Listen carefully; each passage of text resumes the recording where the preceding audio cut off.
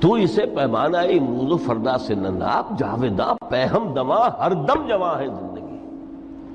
اس میں یہ وقفہ جو ہے خلق الموت والحیات لیبلوکم ایکم احسن عملا، یہ اس جسد کے ساتھ اس روح کا اتصال، اور یہ 30 40 50 60 70 80 100 برس کی عمر، یہ ایک وقفہ ہے، یہ امتحانی وقفہ ہے، تمہیں جانچا جا رہا ہے، پرکھا جا رہا ہے۔ ایکم احسن عملا، اس کو بھی اقبال نے اسی نظم میں خوب بیان کیا ہے کہ قلزم ہستی سے تو ابھرا ہے مانند حباب، اس زیاں خانے میں تیرا امتحان ہے زندگی۔ اب اگر تو دو چیزیں انسان پر واضح رہیں، اور نہ صرف واضح رہیں، مستحضر رہیں۔ واضح تو ہو جاتی ہے ایک چیز، پھر آدمی بھول جاتا ہے، تو کوئی فائدہ نہیں دیتا اس کے۔ مستحضر ایک یہ کہ اصل زندگی آخرت کی زندگی ہے، طویل ہے۔ بل توسرون الحیات الدنیا والآخرۃ خیر وابقیٰ، کلا بل تحبون العاجلہ وتذرون الآخرہ، تم اس عاجلہ کو پسند کرتے ہو، اس دنیا کی زندگی کو تم ترجیح دیتے ہو، جبکہ آخرت ہے جو باقی رہنے والی ہے، ابدی۔ اگر تو یہ معلوم ہو، جیسا کہ سورہ عنکبوت کی آیت کے حوالے سے میں نے آپ کو آیت سنائی کہ وما هذه الحیات الدنیا الا لہو ولعب وان الدار الاخرۃ لہی الحیوان لو کانوا یعلمون، اصل زندگی جو ہے وہ آخرت کی زندگی ہے، کاش کہ انہیں معلوم ہوتا۔ ایک حقیقت تو یہ معلوم ہو اور مستحضر رہے کہ اصل زندگی آخرت کی زندگی ہے، اور دوسری حقیقت یہ کہ یہ دنیا کی زندگی ایک امتحانی وقفہ ہے۔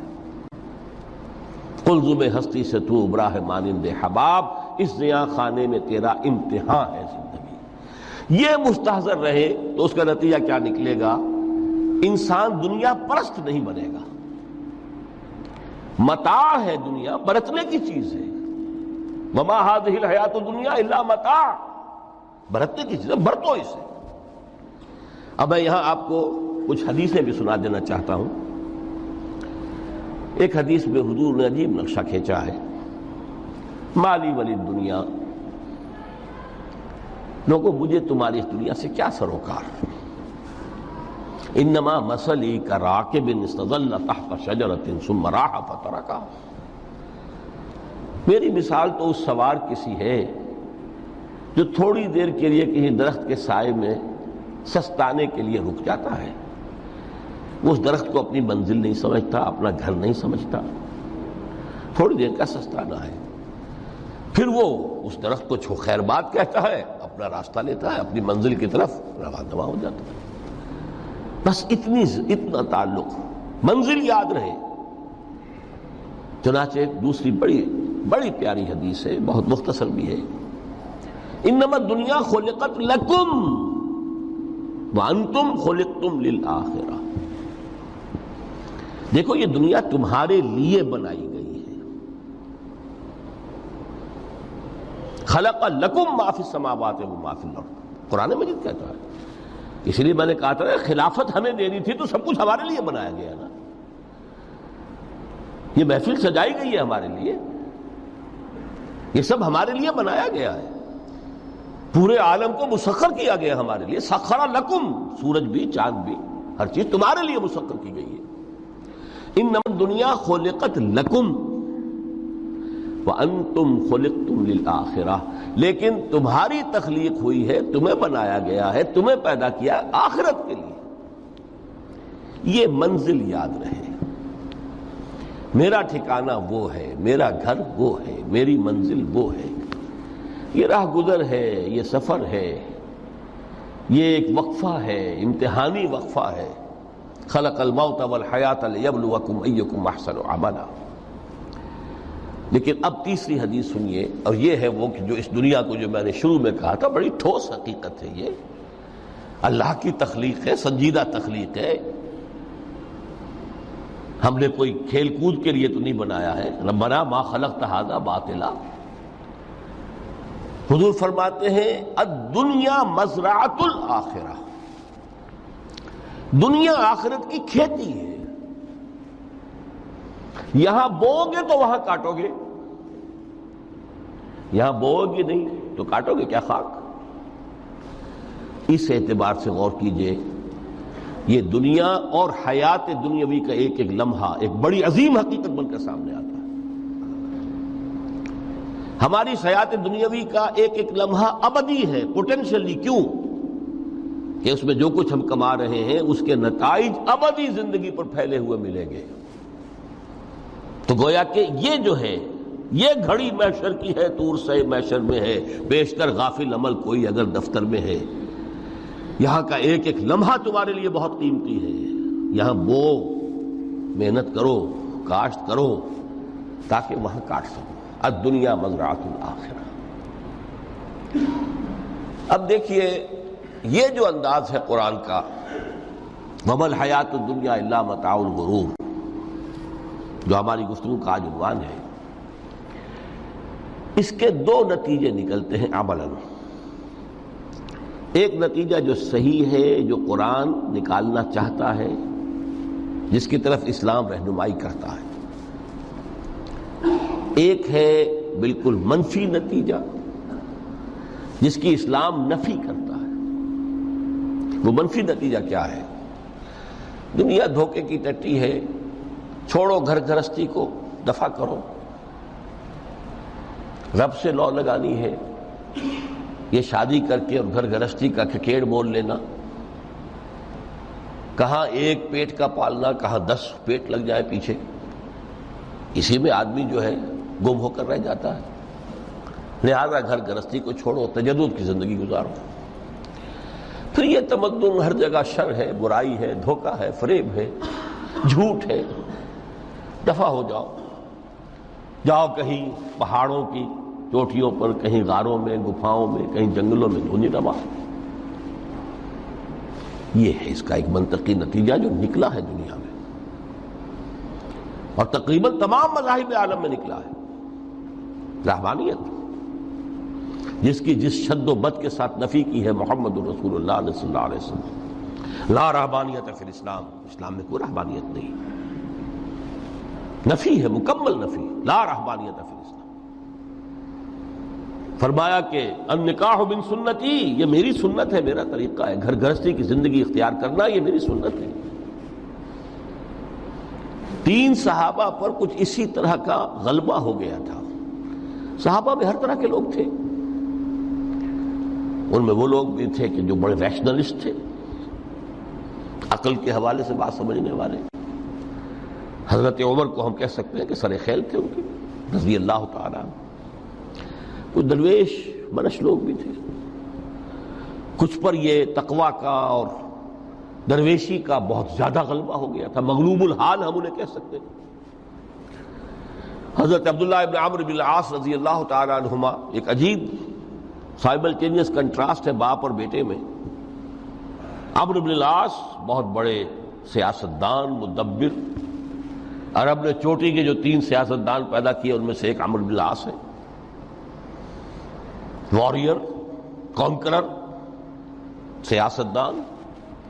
لیکن عبداللہ ابن عمرو بن العاص بالکل درویش، روزانہ روزہ ساری رات کھڑے ہیں، نہ بیوی سے کوئی سروکار، نہ کسی سے کوئی سروکار۔ حضور کو اطلاع ملی، بلا لیا، جواب طلبی ہو گئی، یا عبداللہ اولا مخبر انک تصوم الدہر وتقوم اللیل، اے عبداللہ مجھے یہ خبر دی گئی ہے تم ساری رات کھڑے رہتے ہو، روزانہ روزہ رکھتے ہو، کیا کہتے ہیں؟ جی حضور ایسا تو ہے۔ لا تفعل، مت کرو ہرگز۔ فإن لنفسك عليك حقا وإن لزوجك عليك حقا وإن لزورك عليك حقا، دیکھو تم پر تمہارے اس جسم کا اور نفس کا بھی حق ہے، اسے آرام بھی دو، اس کی ضروریات بھی پوری کرو، اس کی دیکھ بھال بھی کرو، یہ بھی تمہارے پاس امانت ہے اللہ کی۔ پھر تم پر تمہاری بیوی کا حق ہے۔ کسی صحابی نے دیکھا تھا حضرت عبداللہ ابن عمرو بن العاص کی بیوی کو کہ وہ بالکل جیسے کہ میلی کچیلی حالت میں تھی۔ پوچھا ہی کیا حال بنا رکھا؟ ان کا کہ آپ کے دوست کو تو کوئی غرض ہے ہی نہیں سرے سے.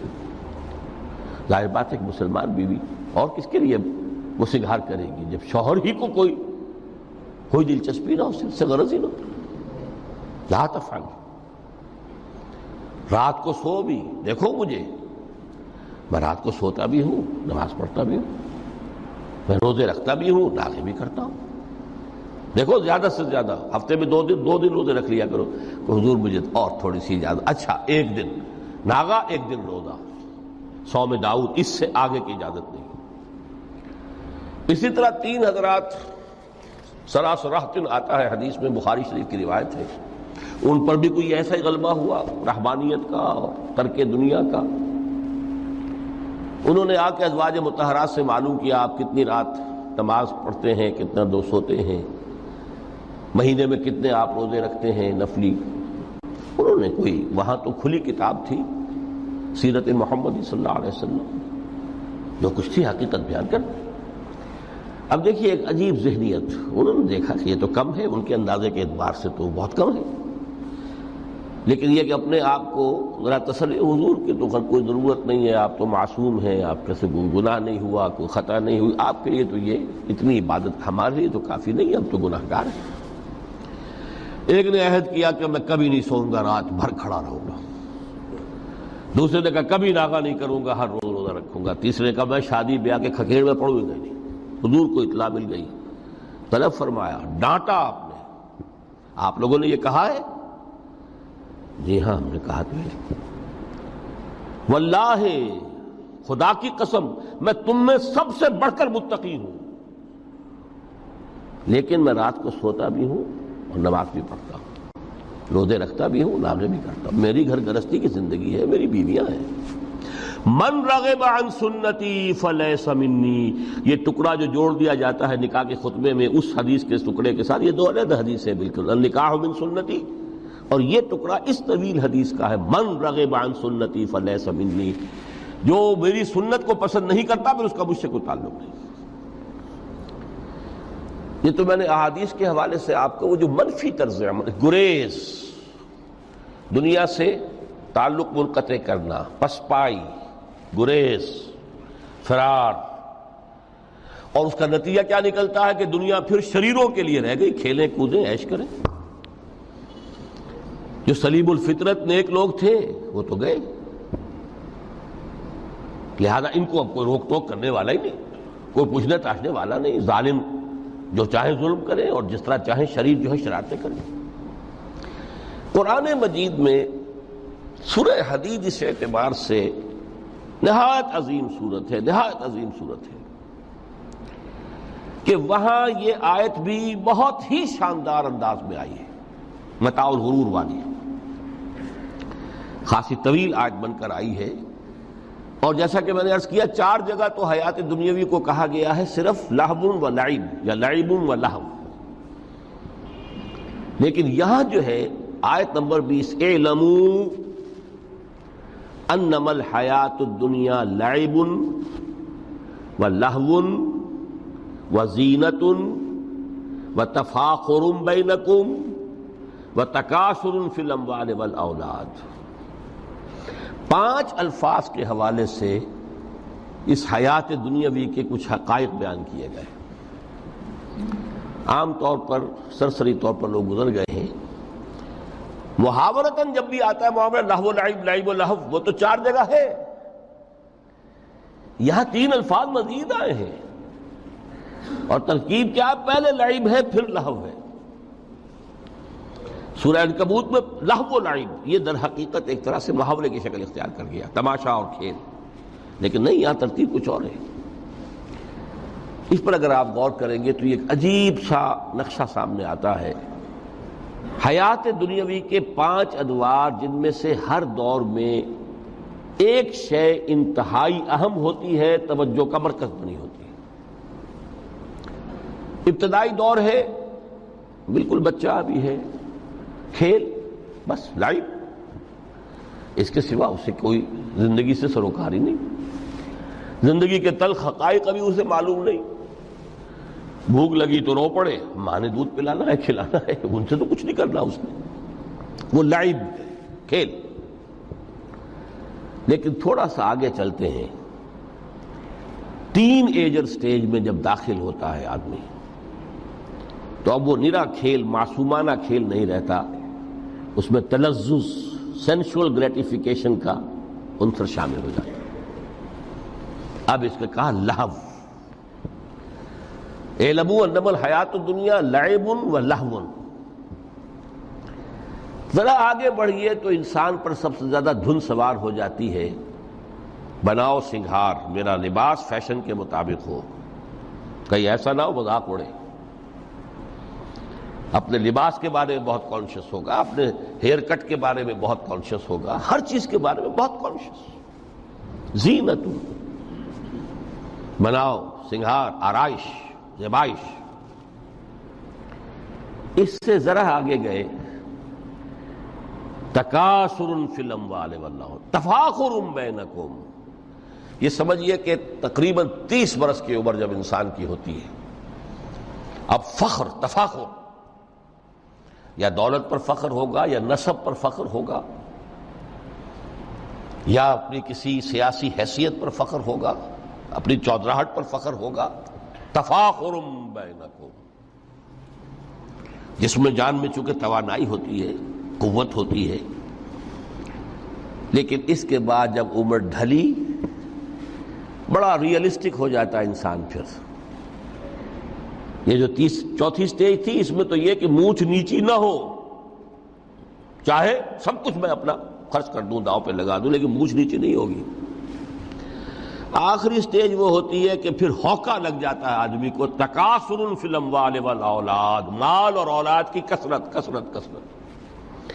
اب یہ ہوتا ہے کہ مونچھ نیچی کیا، مونڈ بھی دی جائے تو کوئی حرج نہیں، مال آنا چاہیے، ویری ریئلسٹک۔ اور اسی حال میں انسان ہوتا ہے، آخری پارے کی صورت نے پھر اس میں ایڈ کر کے اس کے اوپر مہر لگا دی، الہاکم التکاثر حتی زرتم المقابر۔ یہ تکاثر جو ہے پیچھا نہیں چھوڑتا۔ اتنی دولت بھی ہے کہ آپ کی 10 نسلیں کھا سکے اطمینان سے بیٹھ کر، تب بھی صبر نہیں ہوتا۔ بڑے میاں کی ٹانگیں جو ہیں وہ قبر میں لٹکی ہوئی ہیں، لیکن تکاثر جو ہے، تکاثر مال، وہ پیچھا نہیں چھوڑتا۔ حتی زرتم المقابر، یہاں تک کہ قبروں تک جا پہنچے، قبر میں اتار دیا جائے، جب تک ٹانگیں صرف لٹکی ہوئی ہیں اس وقت تک نہیں۔ اس کے بعد تشبیہ دی ہے کہ یہ حیات دنیاوی کا جو ایک سائیکل ہے، اعلموا انما الحیات الدنیا لعب و لہو و زینت و تفاخر بینکم و تکاثر فی الاموال والاولاد۔ اب اس کو کمپیئر کیا ہے پلانٹ کنگڈم میں جو سائیکل چل رہا ہے۔ یہ ہمارا سائیکل ہے 60-70 برس کا، بچہ پیدا ہوا، خوشیاں منائی گئیں، پھر وہ لڑکپن سے، پھر ٹین ایجر سٹیج سے، پھر جوانی ہے، پھر ادھیڑ عمر ہے، اور پھر بڑھاپا ہے، اور پھر قبر میں اتارا جانا ہے۔ لیکن یہ کہ پلانٹ کنگڈم میں سائیکل چلتی ہے، کمثل غیث اعجب الکفار نباتہ ثم یہیج فتراہ مصفرا ثم یکون حطاما۔ یہ 4 سٹیج ہیں۔ جیسے بارش برستی ہے تو سبزہ نمودار ہوتا ہے، اور کاشتکار کو بڑا اچھا لگتا ہے، اس نے بیج بویا تھا، اس نے محنت کی تھی، اس نے ہل چلایا تھا، اعجب الکفار نباتہ، اس کو بہت اچھا لگتا ہے، دل باغ باغ ہو جاتا ہے۔ جیسے آپ کے یہاں بیٹا ہوا، پوتا ہوا، خوشیاں مناتے ہیں آپ۔ کمثل غیث اعجب الکفار نباتہ ثم یہیج، پھر وہ فصل اپنی پوری قوت کو پہنچتی، فصل لہرا رہی ہے، فتراہ مصفرا، پھر وہ زرد ہو جاتی ہے، وہ ہریاول اب ختم ہوئی ہے، اب فصل پک گئی ہے، اب وہ زردی پر آ گئی ہے۔ ثم یکون حطاما، پھر وقت آتا ہے، اگر وہ خضرو گھاس ہے تو پھر وہ چورا چورا ہو کر پھر وہ مٹی میں مل جاتی ہے، اور اگر فصل ہے تو کھیتی کٹ گئی، اس کے بعد کیا رہ گیا وہاں، وہ چورا ہی رہ جاتا ہے باقی۔ یہ لائف کا سائیکل چل رہا ہے، 3 مہینے کا ہو، 4 مہینے کا ہو، یہ ہے پلانٹ کنگڈم کا، وہ ہے سائیکل انسانی زندگی کا۔ اب فرمائی ٹیپ کی بات جو ہے وفی الآخرۃ عذاب شدید ومغفرۃ من اللہ ورضوان۔ دیکھو دنیا کی زندگی تو ان سٹیجز سے ہو کر گزری جانی ہے۔ جو پیدا ہوا ہے اس پر بڑھاپا بھی آئے گا، موت بھی آئے گی۔ کل نفس ذائقۃ الموت، جو سورہ آل عمران کی 185ویں آیت کا پہلا جملہ تھا۔ ہر انسان کو جو پیدا ہوا موت آنی ہے۔ اب یہ ہے کہ وہ کہیں آپ نے محل میں گزار لی زندگی، کسی کٹیا میں گزار لی زندگی، کسی کی فٹ پاتھ پر گزر گئی زندگی، زندگی گزر جاتی ہے، گزرتی ہے، اور ان 5 سٹیجز میں سے ہو کر گزرتی ہے۔ آپ گندی گلیوں میں بچوں کو کھیلتے ہوئے دیکھتے ہیں، وہ بھی کھیل رہے ہوتے ہیں،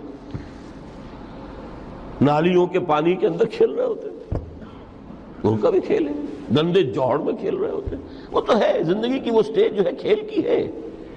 کسی کے پاس بڑے قیمتی کھلونے ہیں، ان سے کھیل رہا ہے، کوئی اس طرح گلی ڈنڈا کھیل رہا ہے یا کچھ اور کھیل رہا ہے، لیکن وہ 5 سٹیجز تو آئیں گی۔ اعلموا انما الحیات الدنیا لعب ولہو وزینۃ وتفاخر بینکم وتکاثر فی الاموال والاولاد کمثل غیث اعجب الکفار نباتہ ثم یہیج فتراہ مصفرا ثم یکون حطاما وفی الآخرۃ عذاب شدید ومغفرۃ من اللہ ورضوان۔ آخرت میں جا کر یہ بائیفرکیشن ہو جانی ہے، یا تو شدید عذاب اور یا اللہ کی مغفرت اور رضا۔ Now the choice is yours، اما شاکرا و اما کفورا، فیصلہ تم خود کر لو۔ وما الحیات الدنیا الا متاع الغرور، یہاں بھی آخری الفاظ وہ ہے کہ دنیا کی زندگی دھوکے کے سوا کچھ نہیں۔ کیوں؟ اگر تو دنیا کی زندگی میں گم ہو گئے، جیسے کہ اقبال نے کہا ہے کہ کافر کی یہ پہچان کے آفاق میں گم ہے، اور مومن کی یہ پہچان کہ گم اس میں ہے آفاق۔ دنیا میں رہو، طالب دنیا نہ بنو، طالب عقبہ، طالب آخرہ۔ دنیا میں رہو، برتو، استعمال کرو، تمہارے لیے پیدا کیا گیا، بھائی برتو، متاع ہے، برتنے کی شے ہے۔ ہاں حلال اور حرام کی پابندیاں سامنے رکھو، باقی برتو۔ مطلوب یہ نہ ہو، مقصود یہ نہ ہو، مطلوب آخرہ ہو۔ انما الدنیا خلقت لکم وانتم خلقتم للآخرہ۔ منزل وہ رہے، مستحضر رہے، سامنے رہے کہ میں تو اجنبی ہوں، یہاں یہ میرا وطن نہیں ہے۔ الدنیا سجن المومن و جنت الکافر۔ جیسے کسی پرندے کو کسی پنجرے میں بند کر دیا گیا ہو، اس طرح ہمیں اس دنیا میں بھیج دیا گیا، اللہ کی مرضی ہے، اس نے بھیجا ہے۔ جب تک وہ چاہتا ہم رہیں گے یہاں، لیکن ہمارا دل یہاں نہیں لگے گا۔ بازار سے گزرا ہوں، خریدار نہیں ہوں، طالب دنیا نہ ہو، تب تو یہ کوئی دھوکے کا سودا نہیں، وطن نہیں، بالکل نہیں۔ حضور نے خود فرمایا مجھے تمہاری اس دنیا میں سے فلاں فلاں چیزیں بہت پسند ہیں، اور کس قدر ریئلسٹک ہیں۔ آپ نے عورتوں کے بارے میں فرمایا مجھے اس دنیا سے پسند ہے عورت۔ کوئی تصنع اور کوئی بھی تکلف اور کوئی خلاف فطرت بات نہیں کی محمد رسول اللہ صلی اللہ علیہ وسلم۔ آنکھوں کی ٹھنڈک میری نماز میں ہے، مجھے خوشبو پسند ہے، عورت کی طرف بھی آپ کا رجحان تھا۔ قرآن مجید میں آتا ہے نا، اے نبی اب کوئی اور نکاح آپ نہیں کریں گے، وَلَوْ أَعْجَبَتْكَ حُسْنُهُنَّ، چاہے ان کا حسن جو ہے وہ آپ کو اچھا لگے، اب اجازت نہیں ہے مزید، بس فل سٹاپ، جتنے نکاح ہو چکے ہو چکے۔ تو یہ دنیا کو حضور نے صلی اللہ علیہ وسلم دنیا پر سوار رہو، دنیا کو اپنے اوپر سوار نہ ہونے دو، بس بات صرف یہ ہے۔ کافر کی یہ پہچان کہ آفاق میں گم ہے۔ اسی لیے سورہ کہف کا ایک مرکزی مضمون ہے، پہلے رکوع میں بات آتی ہے اِنَّا جَعَلْنَا مَا عَلَى الْأَرْضِ زِینَةً لَهَا لِنَبْلُوَهُمْ أَيُّهُمْ أَحْسَنُ عَمَلًا۔ ہم نے اس دنیا پر جو کچھ ہے، یہ اسکائی اسکریپرز بن گئے ہمارے زمانے میں، اور یہ شاندار بلڈنگز ہیں، اور یہ کچھ ہے، ہم نے زینت اور زیبائش اور آرائش بنا دیا ہے تاکہ آزمائیں۔ انہی کے حسن کے شکار ہو جاتے ہو اور ان کے پرستار بن کر رہ جاتے ہو۔ رخ روشن کے آگے شمع رکھ کر وہ یہ کہتے ہیں ادھر جاتا ہے دیکھیں یا ادھر پروانہ آتا ہے، پھر بھی اللہ ہی کے عاشق بنے رہو، اللہ ہی سے محبت کرو تو کامیاب ہو گئے۔ دنیا کو برتو. اگر دنیا یہ عروس ہزار داماد جو ہے اگر کہیں یہ محبوبہ بن گئی تو گئے ختم. اچھا دیکھیے اس سورہ حدید میں اب یہ دنیا کی حقیقت کو اس طرح بیان کر کے دو نتیجے جو اس سے نکلتے ہیں ان کو علیحدہ علیحدہ بیان کر دیا. ایک نتیجہ جو میں بیان کر چکا رہبانیت ترک دنیا،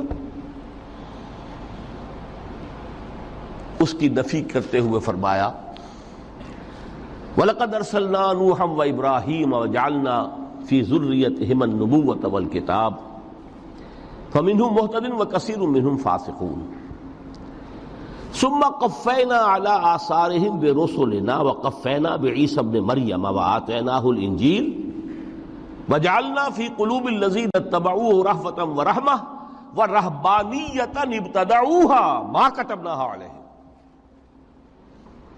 اصل مضمون یہ تھا جس کے لیے تمہید اتنی لمبی باندھی. ہم نے نوح کو بھیجا، ابراہیم کو بھیجا، ان کی اولاد میں ہی نبوت اور کتاب رکھ دی، پھر ان کے نقش قدم پر ہم نے اٹھایا عیسیٰ ابن مریم کو، انہیں انجیل دی، اور جو لوگ ان پر ایمان لائے ان کے دلوں میں رحمت اور رافت کے جذبات پیدا کر دیے، انسانی ہمدردی.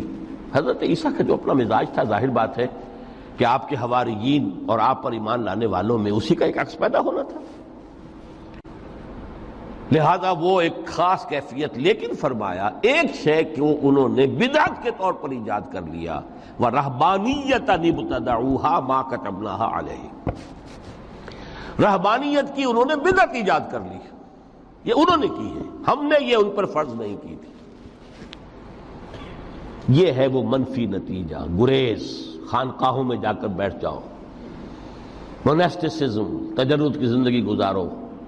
نتیجہ اس کا کیا نکلتا ہے کہ بظاہر راہب اور راہبائیں رہ رہی ہیں اور رہ رہے ہیں، اور اندر جو حرام کاری کے بازار چل رہے ہیں، اور تہخانوں کے اندر حرامی بچوں کی قبروں کے قبرستان بنے ہوئے. ہسٹری آف کرسچین موناسٹسزم پر کتابیں پڑھ لیجیے، خود انہوں نے اپنے سارے جو ہیں بخیے ادھیڑ کر خود رکھ دیے. یہ رہبانیت، یہ اسلام کا راستہ نہیں ہے. احادیث کے حوالے سے میں آپ کے سامنے پہلے بیان کر چکا ہوں. میں بعد میں تھوڑا سا عرض کروں گا کہ ہمارے ہاں بھی یہ رسم کیوں آئی اور کیسے آئی. الحمدللہ اس درجے میں نہیں آئی جس درجے میں کہ کرسچینٹی میں آئی ہے، الحمدللہ ثم الحمدللہ، لیکن کسی درجے میں اگر آئی ہے تو کیوں آئی ہے یہ میں بعد میں عرض کروں گا. لیکن اس کا مل حیات الدنیا الا متاع الغرور کا دوسرا نتیجہ کیا ہے؟ پہلا نتیجہ تھا گریز کا، پسپائی کا، فرار کا، معاشرے سے نکل بھاگنے کا، تاکہ معاشرے میں اشرار کھل کھیلیں، جو چاہیں کریں. ایک راستہ یہ ہے، ترک دنیا کے معنی ہیں ترک لذات دنیاوی، آسائشوں کو ترک کرنا، سختیاں جھیلنا. کس لیے؟ تاکہ دنیا سے ظلم کا خاتمہ ہو، باطل کا تختہ الٹ دیا جائے، ظلم کا استیصال. ظاہر بات ہے ظالم آسانی سے ظلم نہیں چھوڑے گا، ایکسپلائٹر واضح و نصیحت سے اپنے ایکسپلائٹیشن سے باز نہیں آئے گا. شاذ ہوتے ہیں اس طبقے کے اندر بھی یقیناً کچھ سلیم الفطرت لوگ ہوتے ہیں، جیسے طبقہ اشرافیہ سے تھے حضرت ابو بکر رضی اللہ تعالیٰ عنہ، سلیم الفطرت انسان تھے. وہ کوئی غلاموں کے طبقے سے تو نہیں تھے، کوئی فقراء کے مساکین کے طبقے میں سے نہیں تھے، اونچے طبقے میں سے تھے. عشرہ مبشرہ اکثر و بیشتر اس طبقے سے تھے. لیکن بائی اینڈ لارج وہ جو طبقہ ہوتا ہے، یا تو وہ اپنے جبر اور استبداد کا تخت جو ہے جما کر بیٹھا ہوا لوگوں کی گردنوں کے اوپر، پولیٹیکل ریپریشن ہے، یا اکنامک ایکسپلائٹیشن ہے، استحصال. محنت لوگ کریں، کھائیں گے ہم، عیش ہم کریں گے. محنت کسان کریں جا کے کھیت میں، ہم لے آئیں گے اپنا حصہ اور عیش کریں گے. یا کوئی سوشل ڈسکریمنیشن ہے، یہ اونچا ہے یہ نیچا ہے، یہ تو پیدا ہی ہوا ہے شودر، یہ اس سے نکل ہی نہیں سکتا، اور یہ پیدا ہوا برہمن، یہ تو اونچا ہے. اس تینوں قسم کے ظلم، اس کا خاتمہ کرنا، اس کے لیے جد و جہد کی ضرورت ہے، جہاد کی ضرورت ہے، قتال کی ضرورت ہے. اور جہاد و قتال آپ نہیں کر سکتے جب تک کہ لذات دنیاوی سے کنارہ کشی نہ کریں، جب تک کہ اپنی بیلٹ کو ٹائٹ نہ کریں، جب تک کہ اپنی ضروریات زندگی کو کم نہ کریں۔ ضروریات زندگی کم کریں گے تو تفریغ الاوقات ہوگا، جو تبلیغی بھائیوں کی اصطلاح ہے بہت اہم، اپنے وقت کو فارغ کر سکیں گے۔ اس وقت کو فارغ کریں گے تو پھر وہ جد و جہد، وہ محنت، وہ جہاد، اس کے لیے آپ کے پاس وقت ہوگا، اس کو آپ لگا سکیں گے۔ پھر اس میں جب سخت سے سخت منزلیں آئیں گی تو اس میں میدان میں مقابلہ بھی ہوگا، جان کی بازی بھی کھیلنی پڑے گی۔ اس میں قید و بند کا وقت بھی آ سکتا ہے۔ 3 برس تک اگر محمد عربی صلی اللہ علیہ وسلم پورے خاندان بنی ہاشم کے ساتھ بدترین اسیری سمجھ لیجئے شیب بنی ہاشم میں جو رہے، یہاں تو اسیروں کو آپ راشن تو دیتے ہیں، کھانا تو دیتے ہیں، وہاں تو اصل جو ہے وہ تو دونوں طرف سے گھاٹی کا منہ بند کر دیا گیا تھا، سیل تھی کہ کوئی شے جو ہے وہ جانے نہ پائے اندر۔ 3 برس، جس میں کہ وہ وقت بھی آیا ہے کہ سوکھے ہوئے چمڑے ابال ابال کر اس کا پانی جو ہے بلکتے ہوئے بچے، پھول جیسے بچے بنی ہاشم، ان کی حلق میں ٹپکایا گیا ہے، اور کچھ نہیں۔ کچھ تھے لوگ، حکیم بن حزام جیسے رضی اللہ تعالیٰ عنہ، وہ بعد میں ایمان بھی لے آئے۔ حضرت خدیجہ رضی اللہ تعالیٰ عنہ کے چونکہ وہ قریبی رشتہ دار تھے، وہ پہاڑ کو کراس کر کے چوٹی پر سے اتر کر کچھ کبھی کبھی کھانے پینے کی چیز پہنچا دیتے تھے۔ یہ سارے مراحل آئیں گے۔ یہ جو ہے یہ مثبت ہے۔ ترک دنیا وہ نہیں۔ ترک دنیا سے مراد دنیا کی لذتوں سے، دنیا کی آسائشوں سے، ان سے آدمی اپنے آپ کو پیچھے ہٹائے، ان کو چھوڑے، ان کو ترک کرے، تاکہ اپنا وقت، اپنا مال، اپنی صلاحیتیں صرف کر سکے۔ کس کام کے لیے؟ اب اس کے لیے دیکھیے آیت نمبر 25 ہے یہ سورہ حدید کی۔ لَقَدْ أَرْسَلْنَا رُسُلَنَا بِالْبَيِّنَاتِ، ہم نے اپنے رسولوں کو بھیجا واضح چیزوں کے ساتھ۔ بینہ وہ شے جو از خود ظاہر ہو۔ آفتاب آمد، دلیل آفتاب۔ جب سورج طلوع ہو گیا وہ خود اپنے وجود پر دلیل ہے، اس کے لیے کسی اور اضافی دلیل کی ضرورت نہیں کہ سورج موجود ہے، وہ تو ہے، سب کو نظر آ رہا ہے۔ تو بینات سے مراد معجزے بھی ہیں، اور وہ تعلیم جو ہے بنیادی دین کی کہ جو فطرت انسانی کی جانی پہچانی ہوئی شے ہے، دونوں پر اس کا اطلاق ہو جائے گا۔ لقد ارسلنا رسلنا بالبینات وانزلنا معهم الکتاب والمیزان، اور ہم نے ان کے ساتھ کتاب اتاری، میزان اتاری۔ یہ سب کچھ کس لیے کیا؟ لیقوم الناس بالقسط، تاکہ لوگ عدل پر قائم ہوں۔ یہ ہے سول آبجیکٹو۔ یہ نہیں بس ہماری کتاب پڑھ لیا کرے، ختم قرآن ہو گیا، اللہ اللہ دعا مانگ لی، چھٹی۔ قائم کرو اس کو، وہ میزان عدل نصب کرو، ہر ایک کو وہی تل کر ملے جو اس کا حق ہے، اور ہر ایک سے وہ لیا جائے کہ جو اس کے ذمہ واجب ہے۔ اگر یہ نہیں تو بابا پھر سب کہانیاں ہیں، شریعت اور دین اور نماز اور روزہ اور حج، کوئی حیثیت ان کی نہیں۔ اچھی طرح سن لیجئے میری بات۔ قرآن مجید میں کہلوایا گیا حضور سے، قل یا اہل الکتاب لستم علی شیء حتی تقیموا التوراۃ والانجیل وما انزل الیکم من ربکم۔ اے نبی ان سے کہہ دیجئے، کتاب والو تمہاری کوئی حیثیت ہی نہیں، ہماری نگاہوں میں تمہارا کوئی مقام ہی نہیں، جب تک کہ تم قائم نہیں کرتے تورات کو اور انجیل کو اور جو کچھ کے نازل کیا گیا تمہاری طرف، تمہارے رب کی طرف سے۔ قائم کرو، پھر آؤ ہم سے بات کرو، ہم سے دعا کرو، ورنہ دفع ہو جاؤ۔ Nothing doing. They don't care for you. لستم علی شیء حتی تقیموا التوراۃ والانجیل وما انزل الیکم من ربکم۔ اب قانون خداوندی تو بدلتا نہیں ہے، نہ فرام پرسن ٹو پرسن، نہ فرام نیشن ٹو نیشن، نہ فرام امہ ٹو امہ، اٹل ہے۔ وَلَن تَجِدَ لِسُنَّتِ اللَّهِ تَبْدِيلًا وَلَن تَجِدَ لِسُنَّتِ اللَّهِ تَحْوِيلًا۔ سنت اللہ تو ایک ہے۔ اب اس آیت کو ذرا پڑھیے، قُلْ يَا أَهْلَ الْقُرْآنِ لَسْتُمْ عَلَىٰ شَيْءٍ حَتَّىٰ تُقِيمُوا الْقُرْآنَ۔ وما انزل علیکم من ربکم، کہہ دو اے محمد کہ اے قرآن والو تمہاری کوئی حیثیت نہیں ہے ہمارے سامنے جب تک کہ تم قرآن کو قائم نہیں کرو۔ پڑھ لو اور اس کے قرات کے مقابلے منعقد کرا لو اور سونے کے تاروں سے اسے لکھ لو اور اس کو جو چاہو کر لو، کوئی حیثیت نہیں۔ قائم کرو اس قرآن کو، اس کے نظام کو، اس کے قانون کو، جو حضرت ابوبکر نے فرمایا تھا پہلا خطبہ جو دیا ہے آپ بیعت خلافت کے بعد، تم میں ہر قوی میرے نزدیک ضعیف ہوگا جب تک کہ اس سے حق وصول نہ کر لوں، اور ہر ضعیف قوی ہوگا جب تک کہ اسے اس کا حق دلا نہ دوں۔ سورہ شورى میں حضور سے کہلوایا گیا قل وَأُمِرْتُ لِأَعْدِلَ بَيْنَكُمْ، مجھے یہ حکم ہوا ہے کہ میں تمہارے مابین عدل قائم کروں۔ میں واعظ بن کر نہیں آیا، میں بدھ مت کے بھکشو بنانے کے لیے نہیں آیا تمہیں۔ ہاں انقلابی عمل میں ایک مرحلہ آتا ہے، بدھ مت کے بھکشو بننا پڑتا ہے کچھ عرصے کے لیے، تیاری کا مرحلہ، وہ میں ابھی بعد میں ذرا بیان کر دوں گا، لیکن مستقل نہیں ہے یہ بدھ مت کے بھکشو۔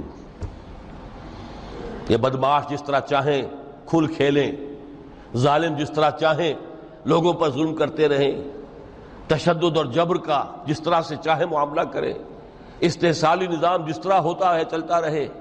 شاہ ولی اللہ دہلوی رحمۃ اللہ علیہ کے الفاظ میں انسانوں کی عظیم اکثریت ڈھور ڈنگر بن جائے، صبح سے لے کے شام تک کمر توڑ دینے والی مشقت کے بعد بمشکل 2 وقت کی روٹی ملتی ہو، اس کا کبھی خیال اسے اللہ کا آئے گا؟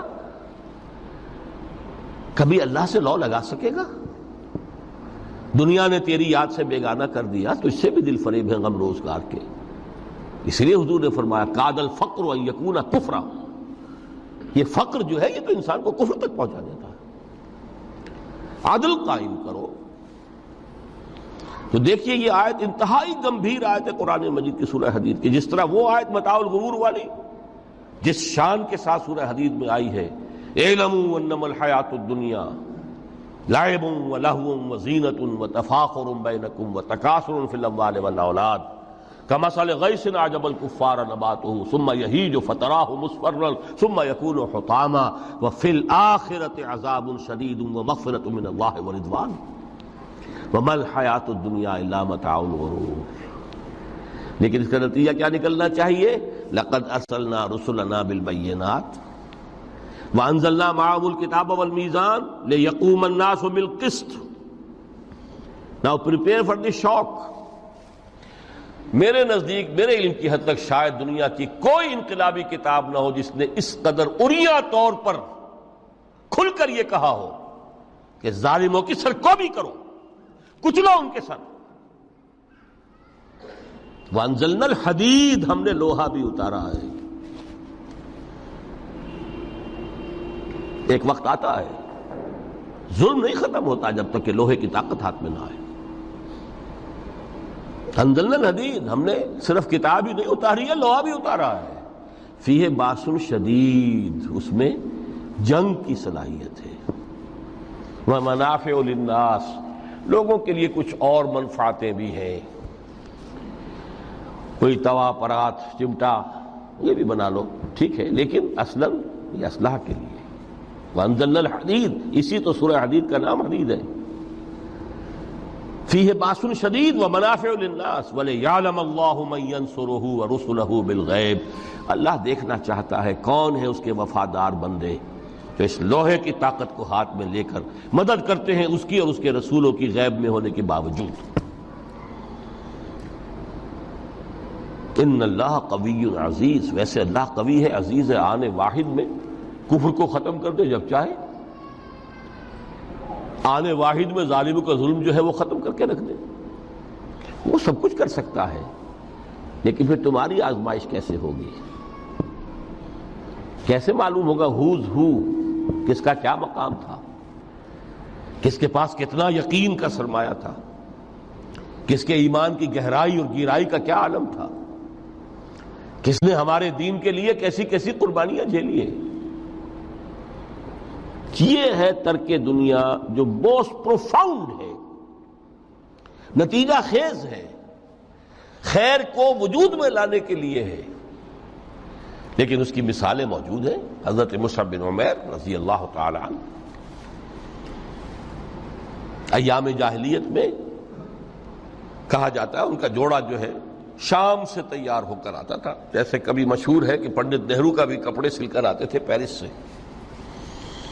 موتی لال نہرو کا بیٹا، اور موتی لال نہرو وہ تھا کہ وائس رائے کی پہلی کار آئی ہے ہندوستان میں تو دوسری کار موتی لال کی آئی، اس کا بیٹا، اس کے کپڑے پیرس سے سل کر آتے تھے۔ مصعب بن عمیر کے کپڑے شام سے تیار ہو کر آتے تھے، اور وہ ہمیشہ عطر میں بسے ہوئے ہوتے تھے۔ جہاں سے گزر گئے معلوم ہوا کہ پوری گلی جو ہے وہ مہک اٹھی، معلوم ہو جائے کہ مصعب گزرا ہے یہاں سے۔ ایمان لائے محمد رسول اللہ پر صلی اللہ علیہ وسلم۔ باپ فوت ہو چکا تھا، اس کی چھوڑی ہوئی دولت تھی، ماں تھی، لیکن وہ خاندان کا نظام، چچا تھا سربراہ، وہ بدترین کافر۔ اس نے پہلے سمجھایا ہوگا 100 طریقے آزما کے، پھر آخری بار اس نے آزمایا کہ جس دولت کے اوپر تم عیش کر رہے ہو یہ تمہارے مشرک باپ کی دولت ہے، نکل جاؤ گھر سے۔ انہوں نے سمجھا تھا جیسے سورہ صافات میں آتا ہے فَأَرَادُوا بِهِ كَيْدًا فَجَعَلْنَاهُمُ الْأَسْفَلِينَ۔ انہوں نے حضرت ابراہیم کے بارے میں سمجھا تھا جب دیکھیں گے کہ آگ تیار ہو رہی ہے اور یہ اس میں مجھے ڈال دیں گے تو سب یہ نشہ حرن ہو جائے گا، یہ توحید وحید سب ہوا ہو جائے گی۔ لیکن ہوا کیا؟ بے خطر کود پڑا آتش نمرود میں عشق، عقل ہے محو تماشائے لبے بامل۔ اس نے تو یہ دھمکی دی تھی کہ دن میں تارے نظر آ جائیں گے مصعب کو، ناز و نام میں پلا ہوا انسان، اسے کہہ دیا جا نکل جاؤ گھر سے۔ اٹھ کر چلنے لگے، اس کا تیش جو ہے اور اچھا یہ کپڑے بھی اسی مشرک باپ کے ہیں، اتارو ان سب کو۔ مادر زاد برہنہ ہو کر گھر سے نکلے، مادر زاد۔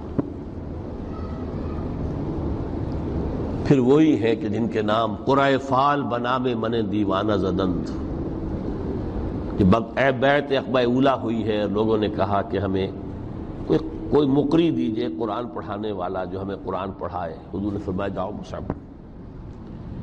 وہ مصعب وہاں جا کر مدینے میں المقری بن گئے، جا المقری، وہ آ رہا پڑھانے والا۔ اور 1 سال کی محنت، دعوت اور تبلیغ اور قرآن کے پڑھانے کے نتیجے میں اگلے سال 75 افراد لا کر حضور کی جھولی میں ڈال دی۔ یہ مصعب ہے۔ شہادت ہوئی ہے غزوہ بدر میں۔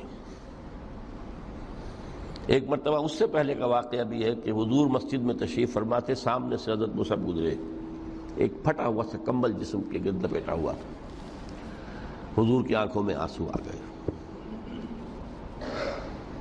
از کجا تاب کجا، یہ دیوانہ جو ہے اللہ کا اور رسول کا اور دین کا کہاں سے کہاں پہنچا ہے۔ غزوہ احد میں علم ان کے ہاتھ میں ہے، جس ہاتھ میں علم ہے وار پڑا، کٹ گیا، دوسرے سے پکڑا، اس کو بھی کٹ گیا، پھر دونوں جتنے بچ گئے تھے حصے ان سے سنبھالا، پھر شہید ہو گئے۔ جسم پر صرف ایک چادر تھی، اوپر سے جسم ننگا تھا، صرف ستر کے لیے چادر۔ دفن کرنے لگے تو مسئلہ ہی پیش آ گیا کہ چونکہ شہید کے تو کفن جو ہے اس کا اپنا جو بھی لباس پہنا ہو شہادت کے وقت۔ حضور سے کہا گیا کہ حضور مصعب کی چادر تو اتنی چھوٹی ہے کہ سر ڈھانپتے ہیں تو پیر کھل جاتے ہیں، پیر ڈھانپتے ہیں تو سر کھل جاتے ہیں۔ فرمایا سر کو چادر سے ڈھانپ دو اور پیروں پر اذخر گھاس لا کر ڈال دو، یہ آخری لباس نصیب ہوا ہے۔ ویر گھنا دے موت نے مارے،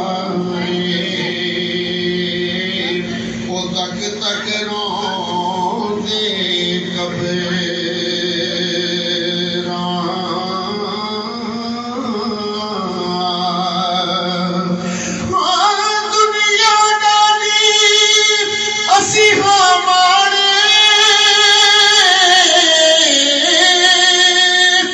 دنیا ڈالی اسی ہمارے